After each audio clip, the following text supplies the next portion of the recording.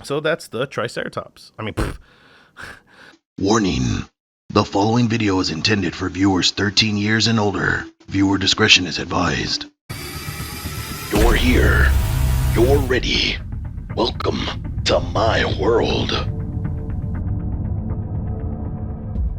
Welcome back, guys. It's I'm Ghost of Sparta, and I'm here with another fantastic review for you guys. I have the Bandai Chogokin Power Rangers Megazord GX72 action figure. Now, this is a pretty old figure. I'm pretty sure there's been reviews of them already, but I'm just showing them to you guys because I've had them in my collection for some time, and I realized, oh, I didn't review them. So I wanted to show them out. We're going to take them apart. We're going to look at each individual Zord, and we're going to see how well this figure will fit in your Power Ranger collection. So we'll also do some quick size comparisons in his full Megazord form, so that way you can see how tall he is in comparison to other figures that you might already have. All I could say right now is that I'm a big Mighty Morphin Power Ranger fan. I remember watching it, but I do recommend watching the original Japanese version, which is, I can't remember the name. If I can, I'll have it post up on the bottom, some words, or I'll put a link in the description. But man, watching it in Japanese, the original show makes a whole lot more sense than it was when we were kids watching this bad boy. So with that being said, guys, please make sure to like, subscribe, and hit that bell icon. And also leave a comment. I need to get those 4 pillars of the YouTube algorithm working for us so this channel can grow. So please leave some comments. I like to hear from all my fans. And also check out my social media spots, which is my Instagram, my Facebook, and also my Twitter. I'll post up little pics and things of what's going on with my day, and if I'm possibly, toy hunting out there in the wild, you can see that. So let's get to those size comparisons. So we have the Megazord right next to SH Figure Arts Goku. Here's the Megazord with Marvel Legends Deadpool, and we have the Megazord next to the NECA Predator. Okay, so I have the Megazord completely separated from all of its parts. From left to right, we have the Mastodon, we have the Saber-tooth Tiger, we have the Tyrannosaurus, we have the Pterodactyl, and we have the Triceratops. Man, I drew a sick blank right there. But we have all 5 Zords, and there's a lot of die-cast in this figure, so he does have some heft. It's almost like a Transformer because it has a lot of intricate pieces that you can move around and hide things. And we'll go through each one individually. I think I'm going to start off with the Mastodon and work my way just as they're there from left to right. And we can see each one individually, and you can be able to see all the great detail it has, all the great features, and to see why this figure is worth as much as it is. Now, unfortunately, mine is the second issue. I'll put up a picture of the differences. It's the box. The first issue has the Megazord in a nice dynamic pose where, he looks like, I think he's slashing something. I'll put up a picture up so you guys can see it. And then the second issue, I think, just looks like the normal Megazord box. They try to redo the whole 1993 Megazord. So, I mean, this figure is great, but there are some downfalls to this figure, and I'll go over those throughout the review. So this is kind of a lengthy review, so I just hope you guys stick around through the whole thing. And also, like I said before, the Japanese version of this was called Super Sentai Zyuranger. So that's Zyru or something like that. I'll post it up. So yeah, Zyuranger, that's the one you want to watch. It's like 50 episodes, and it is so worth it, and it makes more sense when you watch it because, back in the day, they used footage from that to be able to make the show that we loved and fell in love with in 1993 when this all came about. So with that all out of the way, let's take a look at the Mastodon and go down each figure so we can see each one individually. So now that we have the other mechs out of the way, we can take a look at the Mastodon here. Now, as you can tell, his legs are die cast 100%. His trunks are, actually these are plastic. They're like, he pretty much chrome plastic, but his trunk is completely die cast. And look at, we got articulation on the trunk. Something we didn't get as kids in the 1993 release. It was stuck in this pose here, and that's all it did. But the paint apps on this is beautiful. This is a nice matte black finish. What was cool about this figure is when you got out of the box, it was ready to go. You didn't have to put no stickers or anything on it. Everything is painted, all detail highlighted. Everything's plastic. Everything was put on there for you, all ready to go. So we could see that it has the nice M logo. If you look at the 93 Megazord when you first got it, it didn't have this logo. It had like a different version of this because they didn't want it to be similar because of copyright reasons. I know I'm giving you guys like a whole history lesson, but that's what this channel is all about, to give you guys knowledge. So let's take him apart and see what other articulation he has. So his head comes off like so. There's a piece right here that clips off, so that way it secures it. Here's also for the shield part, it folds out or folds up. Come on, there we go. So there we go, so that he can grasp the shield, because this is pretty much what it is. And I don't think he used it too much in the show. So we have that to be able to get him into the arms of this. What's cool about this is, check this out, it actually has a little bay and it folds this up like so, and it hides it, so that way you don't see the arms. These rotate out, this folds out, comes down, this opens up, and I know I folded this wrong. There's one more flap here that it's supposed to go into. There we go, that's how you do it. So you fold that out, this rotates. We have this rotating out just like it did in the show, and then he has fingers. He has actual fingers that he can move, that are articulated, and they can grasp, and you can get him to a lot of poses with the fact that he has a bending elbow. He also has a rotation. So that's pretty neat that they were able to offer all of this articulation with this figure, you know, at a very premium cost. Like, I mean, you're talking about pretty much a $200 figure, I think, when this guy came out. Pretty sure he's a lot more if you want to get your hands on the first release, and the second release I think is still at retail price. So yeah, collecting is expensive. If you agree with me, please hit that like button if you agree with me that collecting is expensive.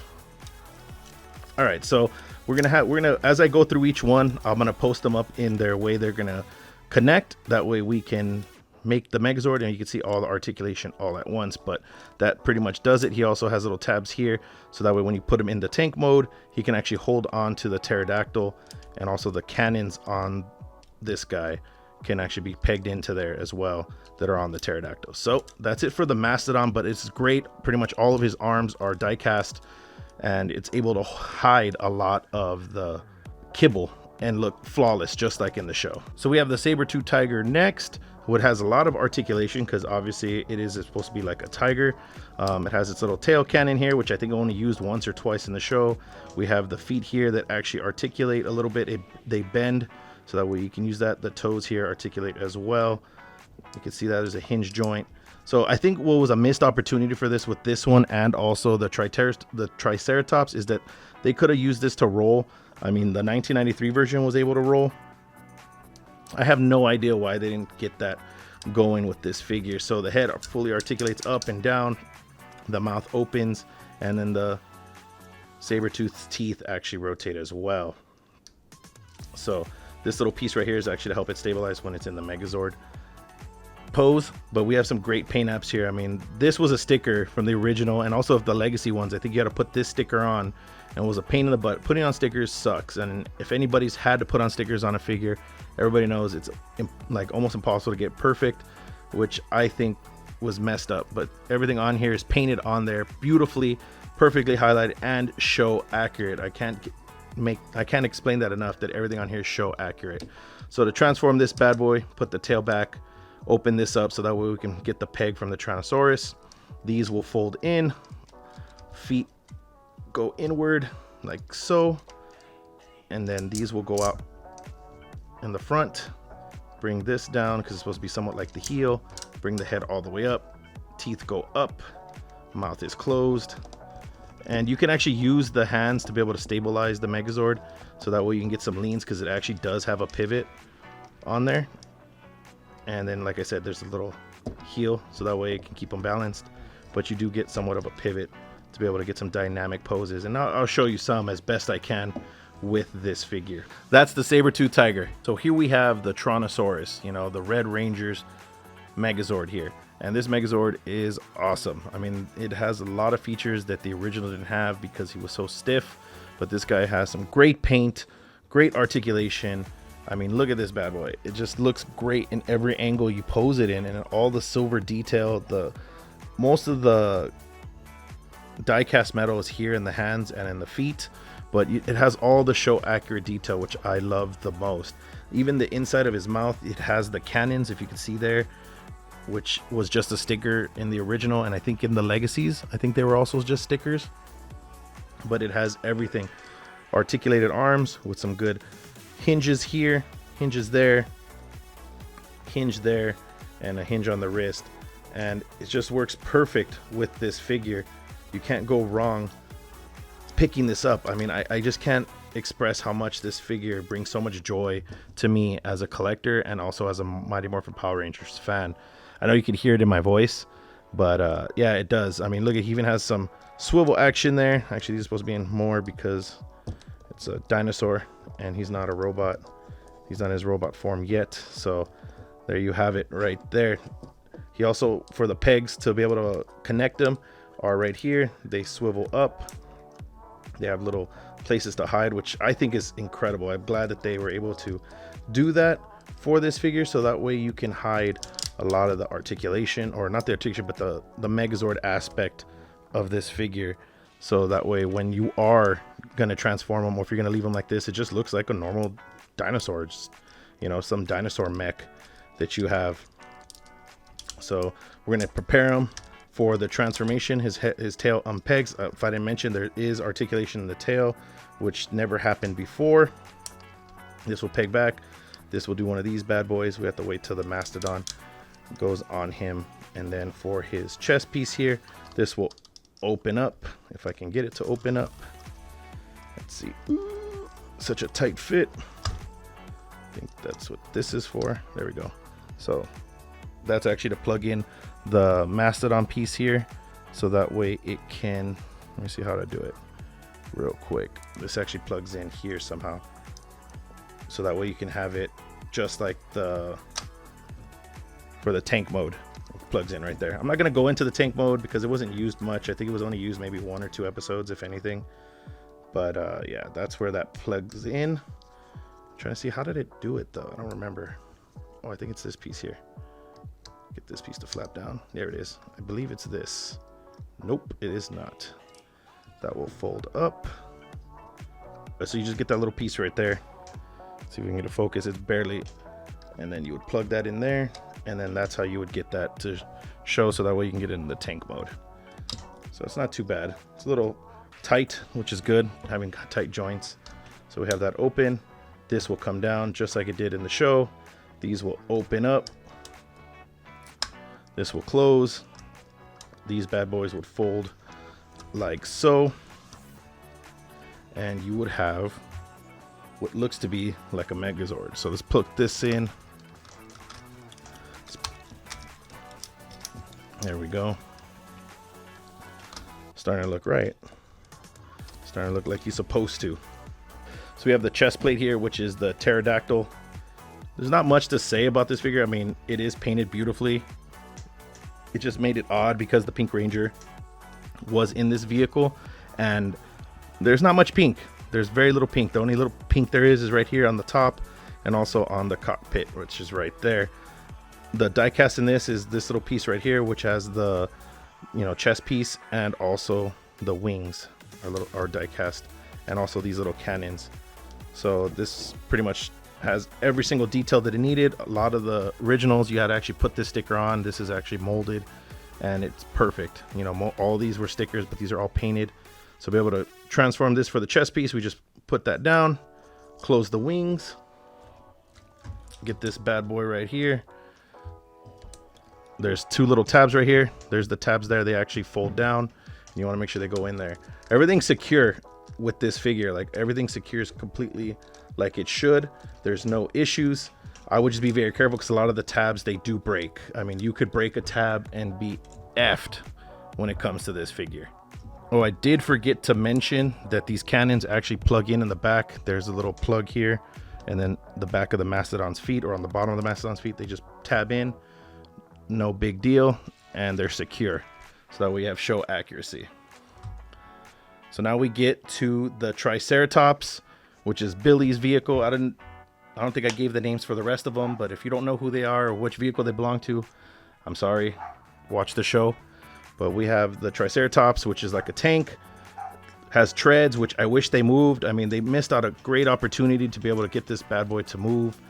For the tank mode, I think it would have been great if it was able to do that, in my opinion. I think these are supposed to, yeah, there we go.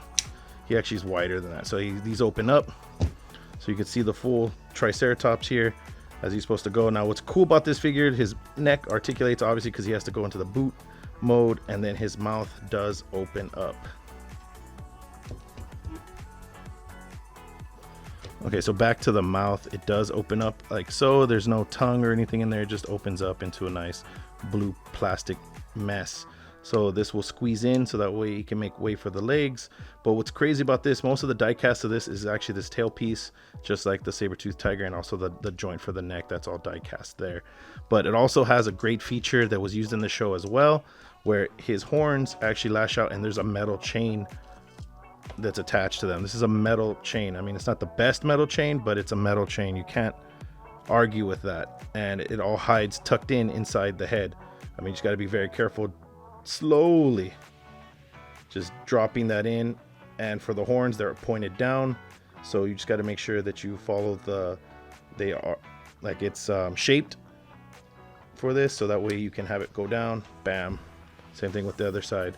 So you could use that in some kind of display if you were going to have him displayed in, like, you know, by themselves, if you weren't going to have him in the Megazord. But everybody's going to display him in the Megazord mode.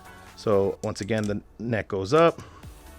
I don't think he has, yeah, he doesn't have that. Oh, I forgot to put this. This goes down like so. This goes like this. And we have his last piece of himself, of the Megazord, to be put together. Like I said, these need to extend. That snaps in. And there you have it. We have the Megazord in all of its awesome glory. Can't get better than that. It looks great. It stands up great. It's a little wobbly. You can't not have it be wobbly. It's just what it is. I'm just gonna back up the camera. I mean, he has a lot of die cast. Like, he's gonna have some wobbliness to him, but I know what you're saying. I could hear it. You know, $300 or so is not worth having a wobbly figure. Let me get this a little higher so we can get this captured here. So, I mean, I have no complaints. This figure is awesome in every way, shape, and form because of all the detail, all the time it was put together for this figure. I mean, he has so much that he can do. I mean, you could get some good poses with him, even with the power sword, if you wanted to. Like, if you wanted to get his leg to bend a little bit. And then you have the power sword in his hand, which is another great accessory because it's super show accurate. And let's say I was going to have him do like a slash. I mean, you can get some pretty creative stuff with this figure. You know, there we go. I mean, you couldn't get that with any other Megazord. You wouldn't be able to get that pose whatsoever. I mean, I know it's very minimal of a pose, but like I said, you couldn't get that with any other Megazord that's out there. It would only be this one. So we also have the power sword here, nice and chrome, has the details of the lightning here, and has a very good sturdy handle for him to hold. And as you saw a little while ago, he holds it firmly due to the fact that his hands actually grip, which is actually really good. So that pretty much wraps up what this figure can do, guys. I mean, if you didn't get this guy back in the day, I'm pretty sure he's still out there. I mean, he's a solid figure. You know, he stands pretty tall. I'm pretty sure I messed up that shot, but he stands pretty tall. He comes with all the accessories you need to be able to build him. He has his power sword, which is great.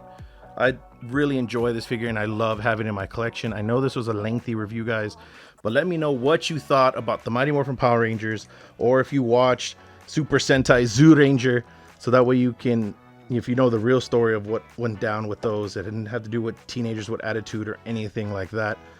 But I'd like to hear from you guys. I really love this figure in my collection. It's great. If you guys have it, let me know. Hit that like button if you guys like the Mighty Morphin Power Rangers and that you have this figure or you saw it after this figure. Oh, there we go. We could put the shield in his hand as well. And it sits there firmly.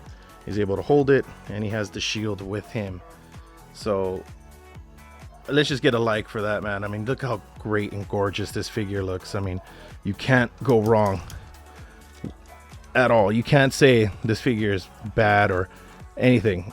You just can't. The amount of detail, the amount of accessories, the amount of articulation, the amount of, I think I mentioned detail already. Like the details, where it comes down to with this figure for me is the details very important. So with all that being said, guys, please like, subscribe, hit that bell icon, leave a comment, help this channel grow so that way everybody can see the Ghost of Sparta channel. And I'll see everybody on the next review.